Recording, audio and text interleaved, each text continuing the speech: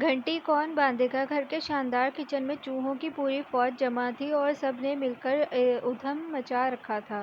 Kitchen کسی میدان جنگ کا نمونہ بنا ہوا تھا۔ کچن میں رکھے تمام برتن اور دیگر اشیاء بکھری پڑی تھیں۔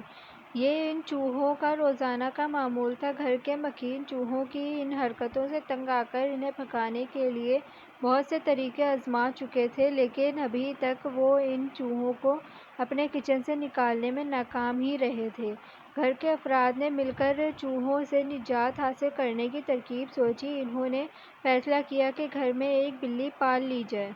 وہ گھر میں آزادانہ گھومتی رہے اور جیسے ہی کوئی چوہا نظر آئے اسے پکڑ کر اپنی غذا بنا لے۔ اس ترکیب سے سب نے اتفاق کیا اور دوسرے روز ہی وہ اپنے گھر ایک بلی لے آئے۔ بلی نے نئے گھر میں آ کر بہت پہلے تو خوب شور مچایا، لیکن اچانک اس کی نظر ایک موٹے تازے چوہے پر پڑی تو اس نے لپک کر اسے دبوچ لیا اور خوب مزے لے کر کھانے لگی۔ اب جو بلی نے گھر میں نظر دوڑائی تو اسے بہت سے چوہے نظر آنے لگے۔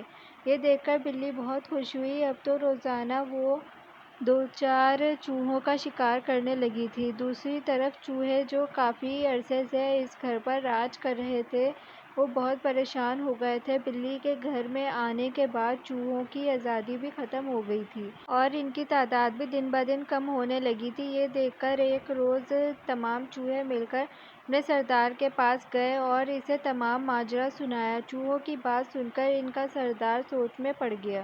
اس نے کہا کہ میں بلی سے جان چھڑانے کی کوئی ترکیب سوچتا ہوں، تم سب بھی اس بارے میں سوچو۔ اچانک ایک چوہا زور سے چلایا، میں نے کمبخت بلی سے بچنے کی ترکیب سوچ لی ہے۔ سردار چوہے نے کہا، اچھا بتاؤ ذرا ہم بھی سنیں، تمہارے ذہن میں کیا ترکیب آئی ہے؟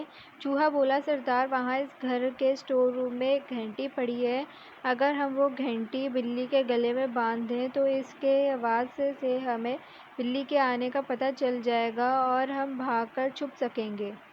اپنے ساتھی کی ترکیب سن کر تمام چوہے بہت خوش ہوئے اور اس کی عقل مندی کی تعریف کرنے لگے۔ اتنے میں سردار نے کہا، اچھا یہ تو بتاؤ کہ بلی کے گلے میں گھنٹی کون باندھے گا؟ یہ سننا تھا کہ ایک بار پھر سب چوہے خاموش ہو گئے، کیونکہ اب ان کے لیے ایک سوال یہ تھا کہ بلی کے گلے میں گھنٹی کون باندھے۔ اخلاقی سبق، پہلے تولو اور پھر بولو۔